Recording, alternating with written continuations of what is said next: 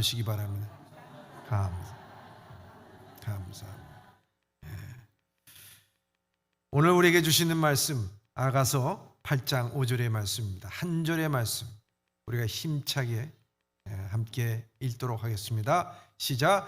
그의 사랑하는 자를 의지하고 거친 들에서 올라오는 여자가 누구인가? 너로 말미암아 내 어머니가 고생한 곳, 너를 낳은 자가 애쓴 그곳 사과나무 아래서 내가 너를 깨웠노라. 아멘.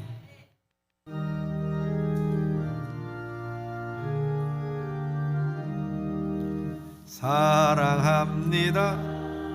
감사합니다. 축복합니다. 우리 인사 나누면서요. 사랑합니다. 감사합니다. 축복합니다. 승리하세요. 할렐루야. 저는 오늘 본문의 말씀을 통해서 거친 들에서 올라오는 자라는 제목으로 함께 은혜를 나누고자 합니다. 오늘 함께 읽은 이 말씀은 솔로몬의 사랑의 시라고 볼 수가 있습니다. 술렘 여인이라고 하는 그 여인을 사랑하여서 그 여인과 주고받는 사랑의 시입니다. 그리고 이 아가서의 마지막 8장에 가서는 이 사랑의 완성을 해가는 모습을 볼 수가 있습니다. 이 사랑의 시는 단순히 남녀 간의 사랑을 다뤘다기보다는 이 아가서가 이 성경에 있는 것은 바로 이 아가서를 통해서 하나님께서 우리를 향한 그 사랑을 비유적으로 표현한 것이다. 이렇게 볼 수가 있습니다. 오늘 우리가 단 한 절만을 읽었지만 이 한 절은 우리가 잊었던 사랑을 일깨우게 해주고 있습니다. 아니, 사랑이 아니라 우리 마음에 잊었던 감사를 일깨워주고 있다 하는 것입니다. 우리나라 말에 개구리 올챙이 쪽을 잊는다, 생각하지 못한다, 이런 말이 있습니다. 상사가 자기 말단일 때 실수하고 서투를 때를 생각하지 못하고 실수하는 부하 직원을 매섭게 몰아칩니다. 시어머니가 초보 며느리 때 자기가 실수했던 것은 잊어버리고 그 며느리가 서툰 것에 대해서 야단을 칩니다. 축구 감독이 자기가 선수 시절에는 그렇게 하지도 못했으면서 그 선수들이 그렇게 하지 못하는 것을 두면서 얘기하면서 야, 넌 다리 세모냐? 어떻게 머리를 안 쓰냐? 하면서 질책을 하게 됩니다. 어쩌면 우리 다 이 올챙이 쪽을 입고 살아다 보니까 야단하고 몰아치고 지적하고 화내는 인생으로 살아갑니다. 올챙이 쪽을 잊어버리면요, 그럼 감사를 잃어버리고 살아가는 거예요. 우리 다 올챙이였잖아요. 그렇잖아요. 저도 다 올챙이 전도사 시절이 있었어요. 예. 우리 다 그런데 그 올챙이 쪽을 잊어버리고 나는 이제 개구리가 됐네 하고 살 때가 있다는 것입니다. 사랑의 글이라는 글이 있는데요, 한번 이 글을 한번 읽어드리겠습니다. 나의 편지를 읽게 될 고마운 당신에게, 오늘도 자네들은 바쁜 하루를 보내고 있겠지. 하지만 아무리 바빠도 밥은 꼭 챙겨 먹게나. 여기까지 와보니 알겠더군. 비싼 돈으로 산 핸드폰 70%의 성능은 사용하지도 않았고, 나에게 비싼 차도 70% 성능은 필요 없는 것이었고, 화로운 우리 집도 70% 면적은 비어있는 공간이나 마찬가지였습니다. 옷과 일용품은 70% 또한 지극히 필요 없는 것들이었어. 살아보니 인생은 경기장 같더군. 전반전은 학력, 지위, 권력, 돈 갖기 위해서 살았고 그런 것이 높고 많으면 이기는 것이었지. 하지만 후반전은 달랐네. 전반전의 승리를 위해 청춘을 바쳤던 하나밖에 없는 몸, 혈압, 혈당, 당뇨, 노산을 낮추기 위하여 후반전은 급급했지. 전반전은 나보다 높은 코치의 명령을 따라했고 후반전은 나의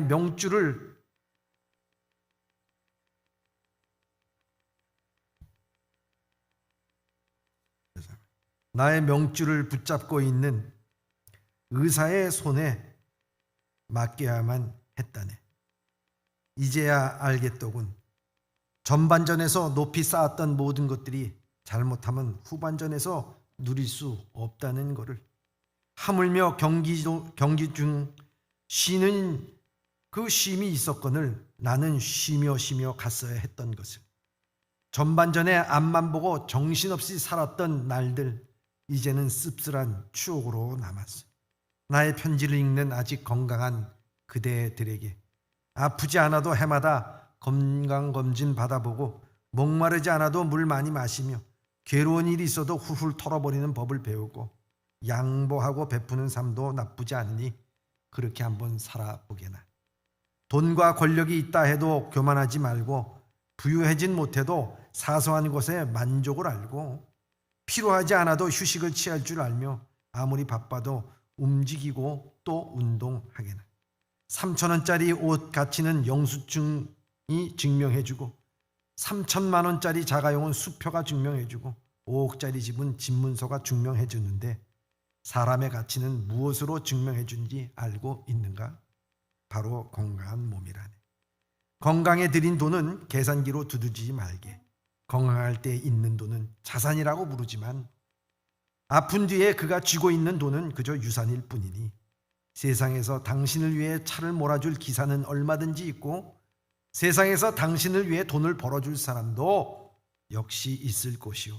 하지만 당신의 몸을 대신에 아파줄 사람은 결코 없을 테니 물건을 잃어버리면 다시 찾거나 사면 되지만 영원히 되찾을 수 없는 것은 하나뿐인 생명, 당신의 영혼이라고. 내가 여기까지 와보니 돈이 무슨 소용이 있겠나. 무한한 재물의 추구는 나를 그저 탐욕스러운 늙은이로 만들어버렸네.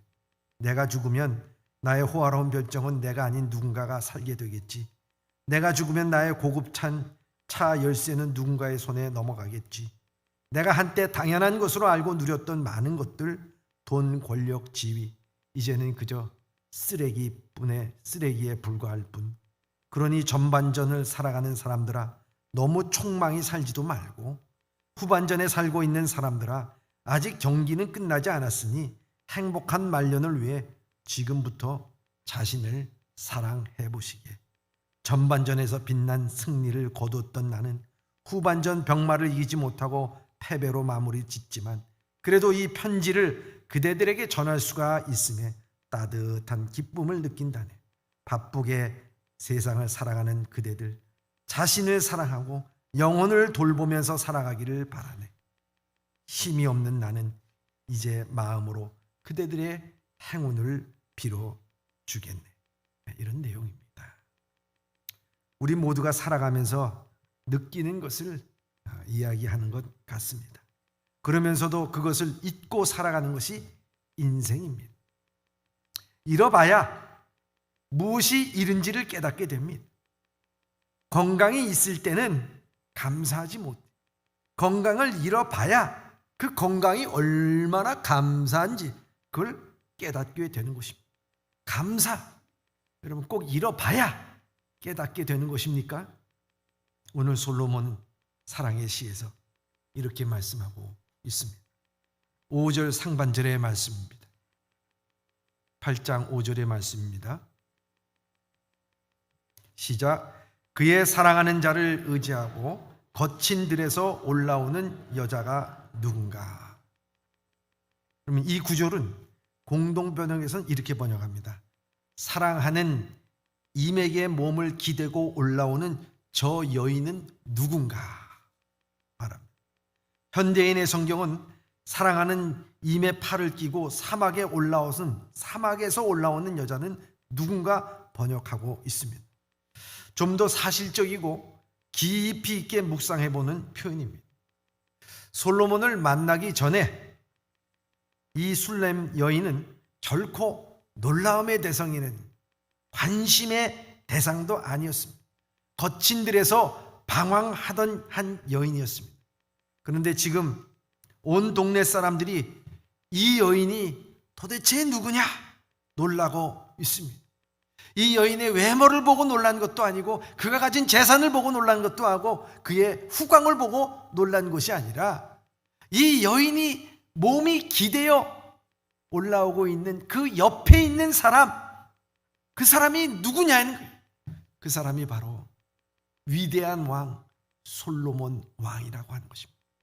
이 솔로몬 왕의 그 품 안에 기대어서 올라오는 이 여인에 대해서 주목하게 되는 것입니다. 그 옆에 있는 한 남자 때문에 그런 것입니다. 이 여인으로 하여금 자신의 듬직한 어깨 그냥 기대어 있는 것이 아니라 뜨거운 가슴으로 이 여인을 감싸 안은 채 서 있습니다. 아마 이 술렘 여인을 잘 알던 다른 여인들도 부러움에 놀라서 이 장면을 바라보면서 속으로 이렇게 이야기했을지도 모릅니다. 이야, 저 여자 남자 한번 잘 만나가지고 팔자 고쳤네. 사랑하는 예범의 성도 여러분, 남자 하나 잘 만나가지고 팔자 고친 사람이 한두 명인 줄 아십니까? 네? 전 여기 계신 모든 사람들이 다 남자 잘 만나서 다 팔자 고친 분인 줄 믿습니다. 여러분, 아니 난 뭐 평생 고생했는데 목사님은 그런 말씀을 어떻게 하세요? 여러분, 우리의 남편 대신 예수 그리스도를 만나서 여러분들은 한평생 아니라 영원히 팔자를 고친 줄 믿습니다. 얼마나 귀한 겁니까? 팔자 고쳤습니다. 어쩌면 우리는 모두가 이 거친들에서 살았던 사람들입니다. 성경에서 의미하는 거친들이 무엇입니까? 호세아서 2장 14절에 이렇게 말씀하고 있습니다. 시작. 그러므로 보라, 내가 그를 타일러 거친 돌로 데리고 가서 말로 위로하고 말씀. 거친들로 들어가서 말로 위로한다 하는 것입니다. 여기 거친들이라는 것은요, 이스라엘 백성들이 애굽에서 나와서 40년 동안 광야의 삶을 의미합니다. 또 이스라엘 백성들이 바벨론 포로 70년 세월에서 와서 다 폐허가 된 이스라엘 땅에서 살았던 거친 광야의 삶을 의미하기도 합니다. 살기 힘든 거친들이지만 그렇기 때문에 그들은 거기서 하나님의 음성을 들을 수가 있었습니다. 광야라고 하면 다들 그저 메마른 땅을 떠오릅니다. 아무것도 없는 거친 메마른 땅, 무슨 매력이 있겠습니까? 광야는 성경에서도 고난과 고통과 시험과 환난의 장소를 상징합니다. 이스라엘 백성들이 광야에서 헤매서 죽기도 하였습니다. 다윗은 사울을 피해서 광야에서 10년 동안 도망쳐 댕겼습니다. 엘리야는 죽음을 피해서 광야로 도망갔습니다. 심지어 예수님은 40일 동안 광야에서 금식으로 기도를 하시고 또한 거기서 시험을 당하셨습니다. 광야, 누구나 다 가고 싶지 않는 곳입니다. 피하고 싶은 장소입니다. 오죽하면 광야 같은 삶을 살 때 우리는 눈물로 기도하면서 하나님 앞에 괴로움으로 찬송을 우리가 하겠습니까? 하지만 이 성경은 광야를 그렇게 말씀하지 않습니다. 메마르고 거칠기도 하고 한여름에 40도를 넘는 떼약볕에 물 없이 말라 죽을 것만 같은 곳입니다. 생각해보면 이스라엘 백성들이 왜 이렇게 광야 40년 동안 불평과 불만을 했을까 하는 것도 이해가 가는 것입니다. 그들이 악해서가 아니라 광야가 그렇게 사람을 만든 거예요. 한없이 나약해지고 주저앉을 것만 같은 길이 광야입니다. 아무것도 없고 그늘조차 없는 곳이 광야입니다. 광야는 긍정적인 것보다는 부정적인 것이 많은 장소라고 생각하는 것이 당연한 곳입니다. 오늘 본문의 말씀 가운데 거친 곳에서 올라와 왕에 기대어 올라오는 이 여인, 사막과 같은 광야에서 올라오는 이 여인입니다. 이 여인은 우리 인생 환경에 지칠 대로 지치고 힘들 대로 힘들어버린 인생의 모습을 보여주고 있는 것입니다. 누구나 태어나서 광야 같은 삶을 살고 싶은 사람이 어디 있겠습니까? 그런데 환경이, 상황이 오늘 나를 이렇게 만들었다고 말하기도 하는 것입니다. 여러분, 그래서 오늘날 이 세상에 살아가는 사람들, 많은 사람들이 힘들고 괴로우면요, 내 팔자 소관하고요, 운명 탓하고요, 세상이 나를 이렇게 만들었다고, 환경이 이렇게 만들었다고, 내 가정이 나를 이렇게 만들었다고, 이 시기가, 이 때가 나를 이렇게 만들었다고 원망하고 가슴 치면서 이 광야의 삶을 살아가는 사람들이 참 많이 있습니다. 우리는 거친 들에서 환경의 지배를 받고 상황의 지배를 받고 전반전에는 윗사람의 지배를 받고 후반전에는 의사의 지배를 받고 심지어 나가서 자녀들에게 지배를 받고 살아가는 것 아니겠습니까? 그런데 성경에서 말하는 이 광야는 그렇지가 않습니다. 이 광야는 영어로 wilderness라고 얘기해요. 또 이것을 오늘 본문의 말씀에 거친 들이라고 하는 것을 desert, 사막이라고 얘기하고 광야라고 부릅니다. 거친 곳, 벌어진다는 뜻입니다. 근데 히브리어로서는 뭐라고 말하고 있을까요? 이 히브리어에서는 이 광야를 미드바르라고 얘기합니다. 미드바르. 근데 미라고 하는 것은 앞에 젖두사로서 뭐뭐로부터, 바르라고 하는 동사는 말씀하다 이런 뜻을 갖고 있어요. 그러니까 이 미드바르라고 하는 말은 뭐뭐로부터 말씀하다라고 하는 이 두 개의 단어가 합성되어서 하나님으로부터 말씀을 받는 곳이 어디냐? 바로 광야라는 거예요. 여러분, 민수기라고 하는 말이 있지 않습니까? 민수기서. 이 민수기서는 이스라엘 백성들이 광야에서 하나님의 말씀을 듣고 광야에서 생활했던 것을 기록한 것이 민수기예요. 근데 이 민수기가 히브리어로 그 제목이 뭐냐? 민수기서가 아니라 미드바르라고 돼 있어요. 미드바르. 하나님께서 광야에서 이스라엘 백성들에게 말씀한 것을 기록한 것이, 하나님께서 말씀하시다. 이게 민수기서예요. 민수기서라고 말씀하고 있습니다. 여러분, 광야는 하나님이 그 백성들과 함께 하신 장소예요. 하나님께서 이스라엘 백성들을 이끌어내시고 통과하게 하신 것이 광야이라 하는 것입니다. 그들이 시내산까지 이끌어오게 하시고 그곳에서 말씀하시고 그곳에서 백성 삼아 주셨습니다. 그리고 그들 가운데 성막을 통해서 함께 하셨고, 이 성막은 이스라엘 백성들이 광야를 지난 동안 계속 함께 하셨어요. 엘리야가 죽겠다고 나선 광야에서도 하나님께서는 그 머리밭에 물 한 병과 떡을 주시고 그를 힘있게 만들어 주시고 회복시켜 주시고 하나님의 산으로 인도하여 주신 것을 볼 수가 있습니다. 믿음의 조상 아브라함은 광야에서 하나님과 만나 약속을 받았습니다. 야곱은 자기 형 에서를 피해서 도망갈 때 광야에서 하늘문이 열리고 그 사닥다리가 놓여진 것을 바라보면서 그걸 베델이라고 말씀하시면서 하나님께 축복을 받은 장소도 바로 곤고한 이 야곱의 광야였다 말할 수가 있습니다. 예수님께서도 세례 후에 성령에 이끌려 광야에서 40일을 금식하시고 사역을 준비하시고 그곳에서 하나님과 동행을 하셨습니다. 광야는 얼핏 보면 고난과 고통의 장소지만 사실은 그 정반대의 장소로서 성경은 말씀해주고 있는 것입니다. 광야는 하나님과 동행의 장소이며 만나는 장소이고, 하나님께서는 그곳에서 자기 백성을 만나시고 이야기하시고 말씀하셨던 미드바르, 바로 그것이 거친 들, 광야, 사막이라고 말씀하고 있는 것입니다. 그 거친 들에서 이 술렘 여인은 솔로몬을 만납니다.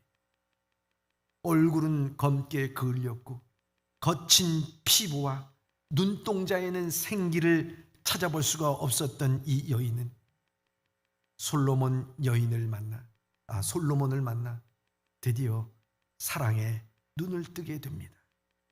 그래서 그 광야의 거친 곳에서 오직 솔로몬 왕을 만나 그 몸과 마음을 의지하여 회복되고 올라온다고 하는 것입니다.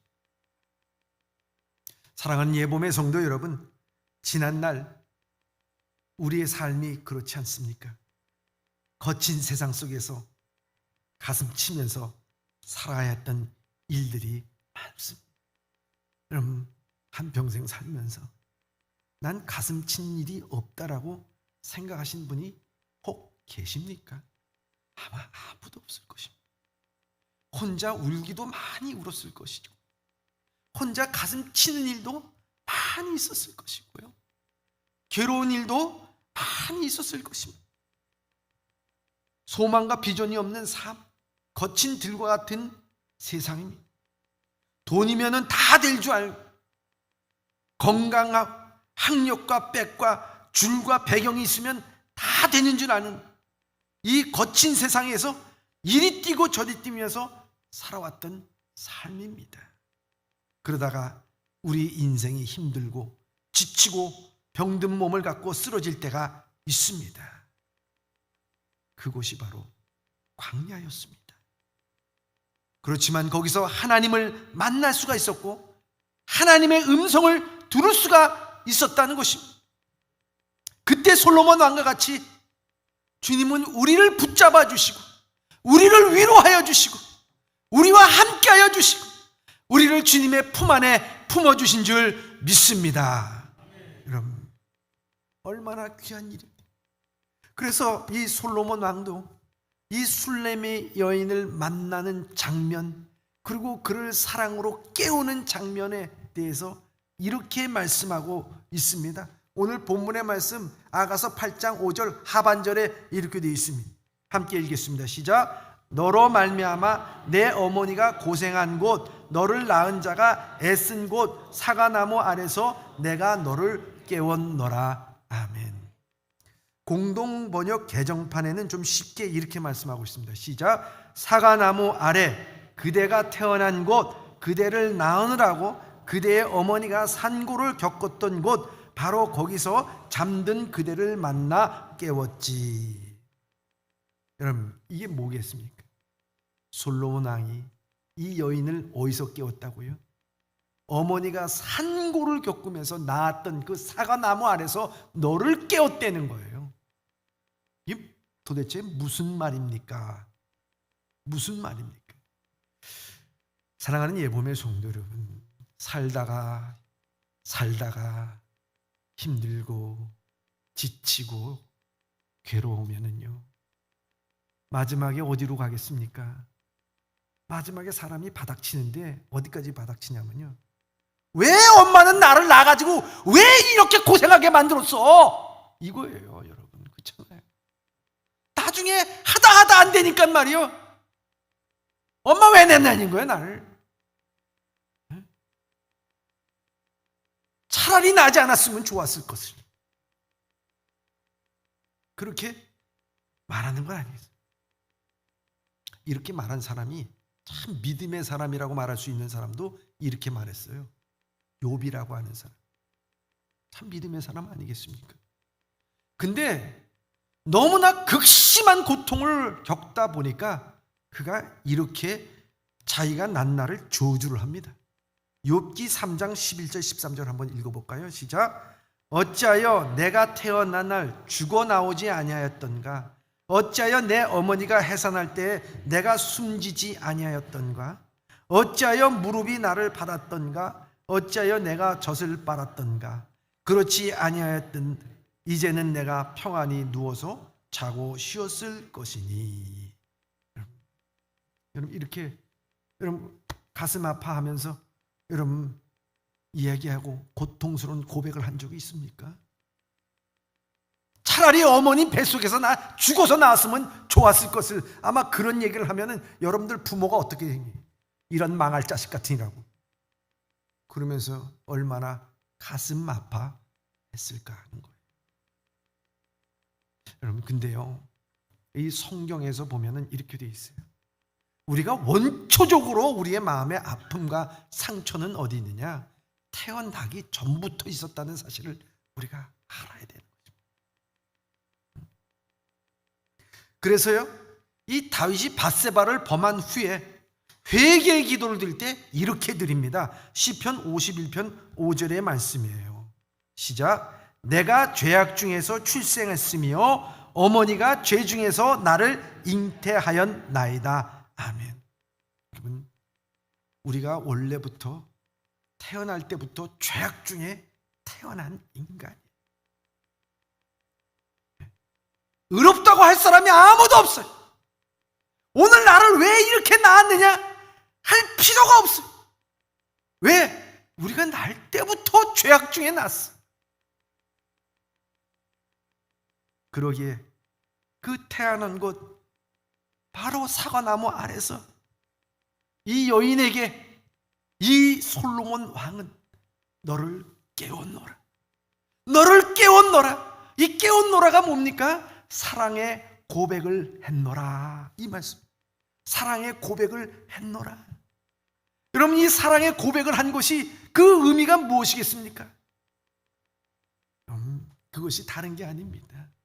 나는 당신을 사랑하는데 당신의 외모를 사랑하는 게 아닙니다. 당신이 가진 것 사랑하는 게 아닙니다. 당신이 배운 배경을 사랑하는 게 아니고 직업을 사랑하는 것이 아니고 가문을 사랑하는 것이 아닙니다. 나는 당신이 그토록 상고를 겪으면서 힘들게 태어났던 그 모든 사실, 죄악 중에 태어난, 차라리 태어나지 않았으면 좋았을 것이라고 하는 저주 상태 속에서 태어났던 당신의 모든 것까지도 나는 사랑합니다 하면서 그 영혼을 깨운 거예요. 영혼을 깨운 거예요. 그래서 이 8장에 이 솔로몬과 술레미 여인 간의 사랑에 주고받는 것이 그 사랑의 완성에 간다는 것이 뭐겠습니까? 결혼하는 것이 완성이 아니에요. 사랑의 완성은요, 그 사랑의 심령의 깊은 곳에서, 그 내면 깊은 곳에 세상이 그 무엇도 약점으로 잡을 수 없는 그것까지 사랑하는 것이 사랑의 완성이라는 거예요. 어떤 여인, 누가 이 솔로몬 옆에 있는 이 여인에게 손가락질 하겠습니까? 아니, 이 여인 자체가 이제는 당당합니다. 왜요?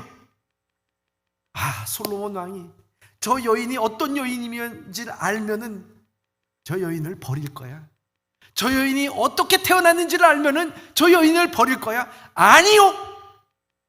솔로몬은 그 여인의 그 산곡 가운데, 그 아픔 가운데, 상처 가운데 태어났던 모든 것들까지도 사랑하고 받아주고 치유하고 회복하여 주며 그 영혼을 깨워주고 거기에서 사랑의 고백을 함으로 말미암아 그 영혼은 거기서 치유를 받아. 얼마나 행복한지, 얼마나 감사한지. 아마 이 여인은 세상을 향해서 이렇게 얘기할지도 모릅니다. 세상 사람들이요, 나에게 이제 뭐라고 얘기하지 마십시오. 내가 아무리 천하고 비참하고 내가 죽을 죄를 지고 많이 그런 삶을 살았더라도 이제는 나는 치유받았습니다. 나는 당당합니다. 나는 사랑합니다. 아마 이런 사랑의 고백이 있었을 것입니다.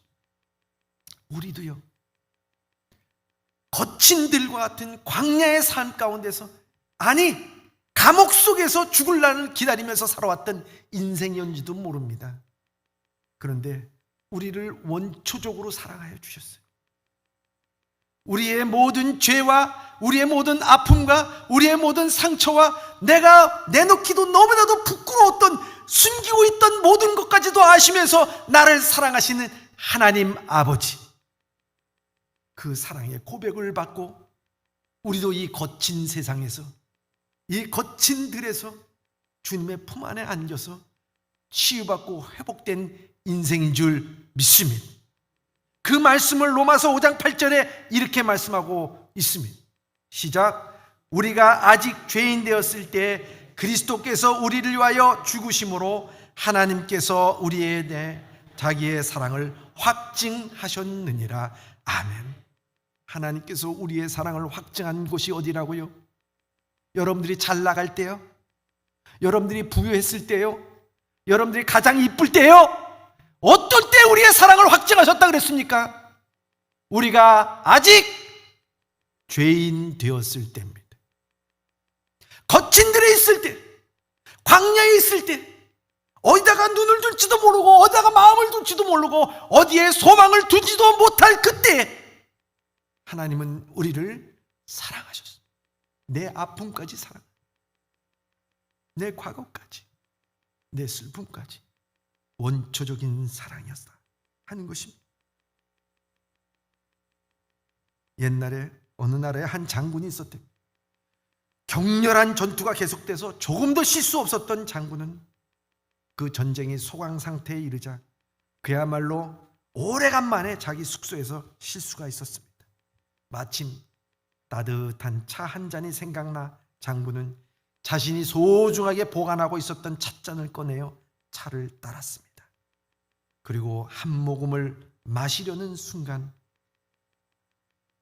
가슴이 철렁 내려앉았는데 그 손에서 찻잔이 미끄러 떨어졌습니다. 다른 손으로 다급히 그 찻잔을 잡아서 깨지는 사고를 모면했지만 아끼던 찻잔을 한순간에 깨트린 줄 알았기에 이 장군의 가슴은 여전히 요동을 쳤습니다. 근데 순간 장군은 조금 전 자신의 모습에 다시 한번 놀라지 않을 수가 없었습니다. 전쟁터에서 아끼는 부하들이 눈앞에서 쓰러져 갔는데도, 적군의 포위가 되어 자신의 병사들의 목숨이 풍전등화 같았을 때에도 그처럼 가슴이 철렁 내려앉은 일은 없었기 때문입니다. 야, 내가 어떻게 이럴 수가 있단 말인가? 장군은 좀 전에 자신이 가졌던 행동과 마음을 용납할 수가 없었습니다. 소중한 병사들의 목숨보다 작은 찻잔 하나에 집착하고 있는 자신의 모습을, 수많은 병사의 목숨을 책임져야 할 장군의 태도가 아니었던 것입니다. 장군은 깊이 반성과 함께 그리도 소중히 여기던 찻잔을 그 자리에서 깨트려 버렸습니다. 사랑하는 예봄의 성도 여러분들이 가장 지금 아끼는 게 무엇입니까? 여러분들 머릿속에 떠오르는 가장 아끼는 게 무엇입니까?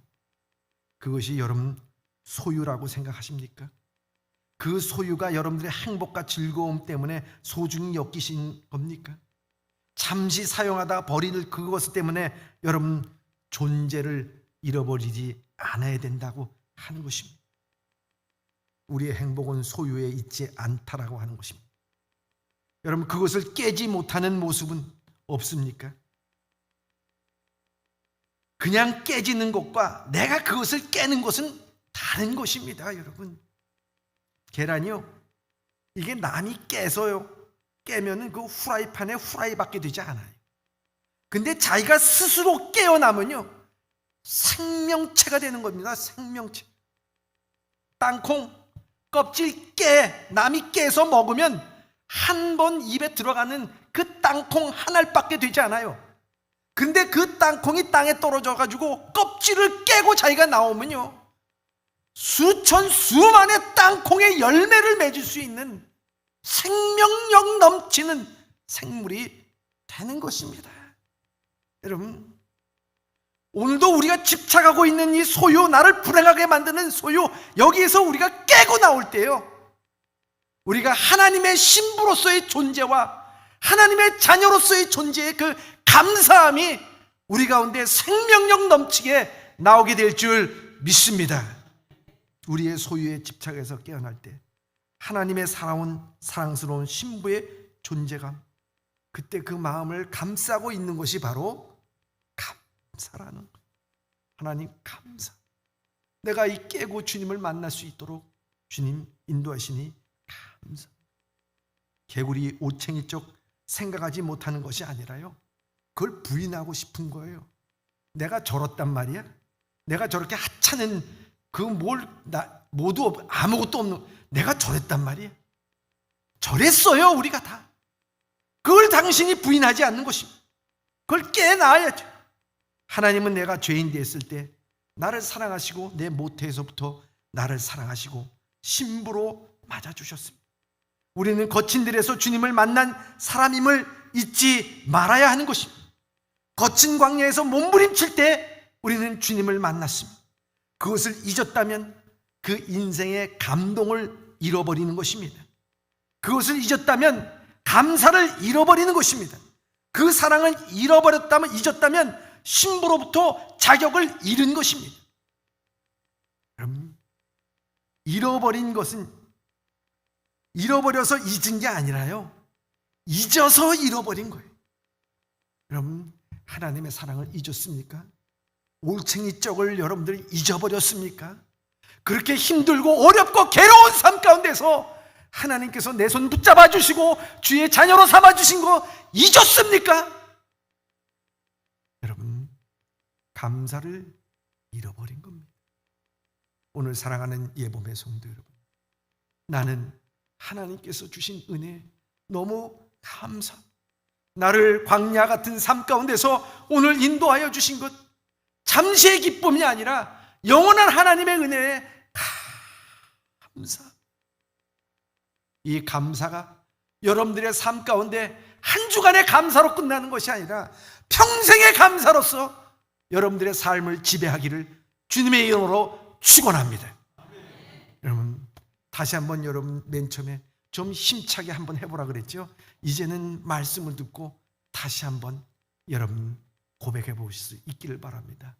한번 따라해 보시기 바랍니다. 하나님 감사합니다. 하나님 감사합니다. 저는 그 하나님 앞에 감사한 이 원초적 감사를 생각하면서요, 복음성가 이 땅에 오직 이 찬양을 부르고 싶더라고요. 이 찬양의 가사를 보면 이 땅에 오직 주밖에 없네, 그 무엇도 나를 채울 수 없네, 주님의 평안 내 안에 있네, 누구도 빼앗을 수 없네, 세상은 변해가고 소망의 힘은 잃어도 변함없이 붙드시는 그 구원의 손길, 폭풍이 몰려와도 두려움이 몰라가도 우리를 위해 싸우시는 그 손길을 의지해.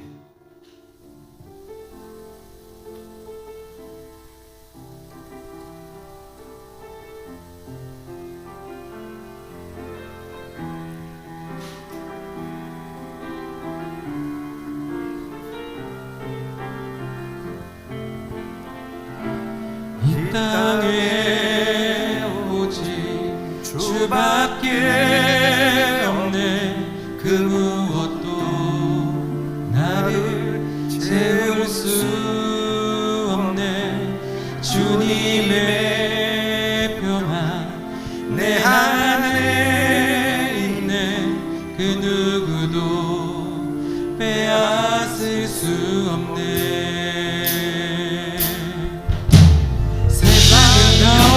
가고 소망은 힘을 잃어도 변함없이 붙드시는 그 구원의 손길, 폭풍이